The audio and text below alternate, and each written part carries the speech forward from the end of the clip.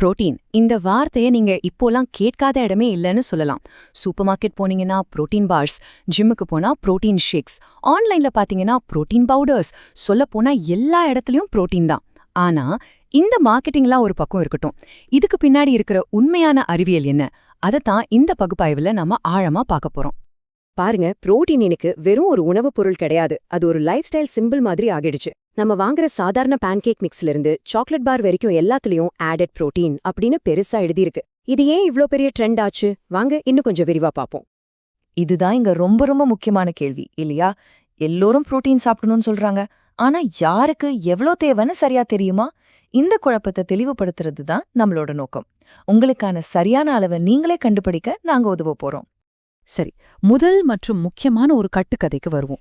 நிறைய புரோட்டீன் சாப்பிட்டா உடம்புல நிறைய தசை ஏறும் அப்படிங்கிற ஒரு பெரிய நம்பிக்கை நம்ம எல்லார்கிட்டயுமே இருக்கு. இது எந்த அளவுக்கு உண்மைன்னு நம்ம கொஞ்சம் உடைச்சு பார்க்கலாமா? உங்ககிட்ட ஒரு நேரடியான கேள்வி. ஒரு பெரிய சிக்கன் துண்டையோ இல்ல ஸ்டீக்கையோ சாப்பிட்டா அது நேரா நம்ம பைசெப்ஸா மாறிடும்னு நினைக்கிறீங்களா?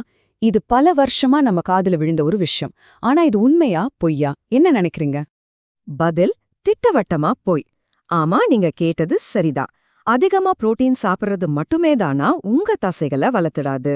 இது பலருக்கு ஒரு பெரிய ஆச்சரியமா இருக்கலாம், ஆனா அறிவியல் சொல்ற உண்மை இதுதான். அப்போ ஏன் இது போய்? முதல்ல தசை வளர்ச்சிக்கான உண்மையான ஸ்விட்ச் எது தெரியுமா? அது உடற்பயிற்சி தான். நீங்க வெயிட் தூக்கும்போது தசைகள்ல ஏற்படுற சின்ன சின்ன பாதிப்புகளை சரி செய்ய தான் புரோட்டீன் தேவைப்படுது.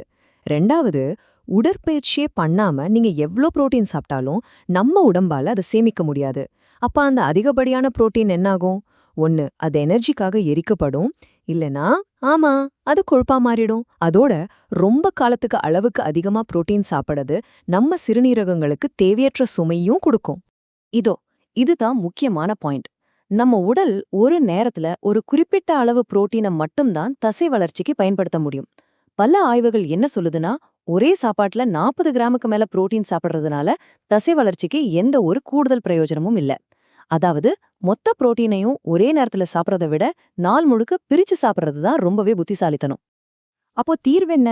எவ்ளோ புரோட்டீன் சாப்பிடுறோங்கிறது மட்டும் முக்கியம் இல்ல, அதை சரியான உடற்பயிற்சியோட எப்படி இணைக்கிறோங்கிறது தான் ரொம்பவே முக்கியம். இந்த ரெண்டும் ஒரு சரியான விகிதத்துல சேரும்போதுதான் நாம எதிர்பார்க்கிற ரிசல்ட் கிடைக்கும். உடற்பயிற்சின்னு சொன்ன உடனே ஹை இம்பாக்ட், லோ இம்பாக்ட்னு 2 வகை இருக்கு. இங்க இம்பாக்ட்ங்கிறது ஒர்க் அவுட்டோட கடுமையை குறிக்கல, நம்ம எலும்புகள் மேல ஏற்படுற அழுத்தத்தை குறிக்குது. ஓட்டம், ஜம்பிங் மாதிரி ஹை இம்பாக்ட் பயிற்சிகள் எலும்புகளை வலுவாக்கும். வாக்கிங், சைக்கிளிங் மாதிரி லோ இம்பாக்ட் பயிற்சிகள் உங்க மூட்டுகளுக்கு ரொம்ப இதமா இருக்கும், இதயத்துக்கும் ரொம்ப நல்லது. ரெண்டையும் கலந்து செய்யறது தான் சிறந்த அணுகுமுறை. சரி, கட்டுக்கதைய உடைச்சாச்சு. இப்போ அடுத்ததுக்கு ரெடியா?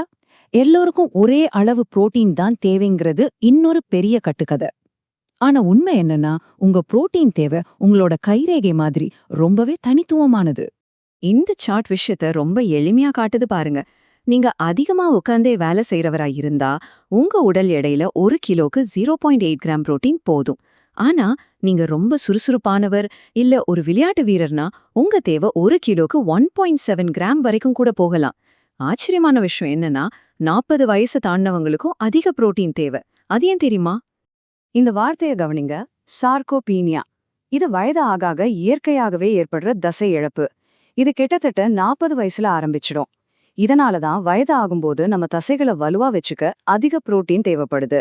இது வெறும் ஃபிட்னஸ் பத்தின விஷயம் இல்ல, இது நம்மளோட வாழ்க்கை தரம், தன்னிச்சையா இயங்குறது சம்பந்தப்பட்ட ஒரு முக்கியமான விஷயம். வாங்க 3வது கட்டுக்கதைக்கு போவோம். புரோட்டீன் தேவைனா உடனே சப்ளிமெண்ட்ஸ் தான் சாப்பிடணும்னு ஒரு எண்ணம் இருக்கு. பல பில்லியன் டாலர் மதிப்புள்ள சப்ளிமெண்ட் இண்டஸ்ட்ரி நம்மள அதை தான் நம்ப வைக்குது. ஆனா நிஜமான உணவோட ஒப்பிடும்போது இந்த பவுடர்கள் எந்த இடத்துல இருக்கு? மேயோ கிளினிக்ல இருந்து ஒரு நிபுணர் சொல்றத கேளுங்க. அவங்களோட அறிவுரை ரொம்ப தெளிவா இருக்கு. முடிஞ்ச வரைக்கும் சப்ளிமெண்ட்ஸை தவிர்த்துட்டு முழு உணவுகள் மூலமா உங்க புரோட்டீன் தேவையை பூர்த்தி செய்யுங்க. ஏன் அப்படி சொல்றாங்க? ஏன்னா உணவுல இருந்து வர்றது வெறும் புரோட்டீன் மட்டும் இல்ல, அதோட சேர்ந்து பல அத்தியாவசிய ஊட்டச்சத்துக்களும் நமக்கு கிடைக்குது. இந்த ஒப்பீடு நமக்கு இன்னும் தெளிவான ஒரு சித்திரத்தை கொடுக்குது. ஒரு பக்கம் முழு உணவுகள்ல வைட்டமின்கள், மினரல்கள், நார்ச்சத்துன்னு ஒரு முழுமையான பேக்கேஜ் கிடைக்குது. ஆனா அதுக்கு கொஞ்சம் பிளானிங் தேவைப்படலாம். இன்னொரு பக்கம் சப்ளிமெண்ட்ஸ் ரொம்ப வசதியானது, நேரம் இல்லாதவங்களுக்கு நிச்சயமா உதவும். ஆனா அதுல முழு உணவுல இருக்கிற மற்ற சத்துக்கள் இருக்காது. அதோட தரம் பத்தியும் சில கேள்விகள் இருக்கு. ஒருவேளை நீங்க சப்ளிமெண்ட்ஸ் பயன்படுத்த முடிவு செஞ்சா அதை எப்படி புத்திசாலித்தனமா தேர்ந்தெடுக்கிறது? இதோ ஒரு சிம்பிள் செக்லிஸ்ட். கலோரிகள், கொழுப்பு, சர்க்கரை அளவுகளை செக் பண்ணுங்க. ரொம்ப முக்கியமா NSF மாதிரி ஒரு 3ஆம் தரப்பு நிறுவனம் சான்றளிச்சிருக்கான்னு பாருங்க. இது அந்த லேபல்ல இருக்கிறது தான் டப்பாக்குள்ளேயும் இருக்குன்னு ஒரு நம்பிக்கையை கொடுக்கும். சரி, இதுவரைக்கும் நாம கத்துக்கிட்ட விஷயங்கள் எல்லாத்தையும் ஒன்னா சேர்த்து ஒரு செயல் திட்டமா மாத்தலாமா? தியரியிலிருந்து நம்ம தட்டுக்கு வர வேண்டிய நேரம் இது. உங்களுக்கான ஒரு பர்சனல் புரோட்டீன் பிளேபுக்கை எப்படி உருவாக்குறதுன்னு இப்ப பாப்போம். இங்க இருக்கிற முக்கியமான தந்திரமே இதுதான். ஒரு நாளைக்கு தேவையான மொத்த புரோட்டீனையும் ஒரே வேளையில, உதாரணத்துக்கு டின்னர்ல சாப்பிட்றத விட காலை, மதியம், இரவுன்னு 3 வேளையா பிரிச்சு சாப்பிடுறது தான் நம்ம உடம்புக்கு ரொம்ப நல்லது. அப்போதான் தசைகளை அதை சரியா பயன்படுத்திக்க முடியும். பசியும் நாள் முழுக்க கட்டுப்பாடுல இருக்கும். நீங்க ஞாபகம் வச்சுக்க வேண்டிய ஒரு மேஜிக் நம்பர் இதுதான். ஒவ்வொரு வேளை சாப்பாட்டுலயும் சுமார் 15-30 கிராம் புரோட்டீன் இருக்கிற மாதிரி பாத்துக்கோங்க. இதுதான் பெரும்பாலான மக்களுக்கு தசை ஆரோக்கியத்தை பராமரிக்கவும் பசிய கட்டுப்படுத்தவும் ஒரு சிறந்த அளவா பரிந்துரைக்கப்படுது. இந்த 15-30 கிராம் புரோட்டீனா அது பார்க்க எப்படி இருக்கும்? இந்த உதாரணங்கள் பாருங்க. ரொம்ப எளிமையானது. காலையில ஒரு யோகர்ட், ஒரு முட்டை, மதியத்துக்கு கொஞ்சம் சிக்கன், இரவுல மீன். நீங்க சைவம்னா கினோவா மற்றும் பீன்ஸ் ஒரு சூப்பர் காம்போ. இந்த இலக்கை அடையிறது நீங்க நினைக்கிறத விட ரொம்ப சுலபம்தான். நாம இவ்ளோ நேரம் பேசினதோட சாராம்சம் இதுதான். முதல் விஷயம், தசைகளை வளர்க்கிறது உடற்பயிற்சி, வெறும் புரோட்டீன் இல்ல. 2வது, உங்க புரோட்டீன் தேவை தனிப்பட்டது, உங்க வயது மற்றும் ஆக்டிவிட்டிக்கு ஏத்த மாதிரி மாறும். 3வது, ஒவ்வொரு வேளையும் 15-30 கிராம் இலக்கு வைங்க. கடைசியா, எப்பவுமே சப்ளிமெண்ட்ஸை விட உணவுக்கு முதலிடம் கொடுங்க.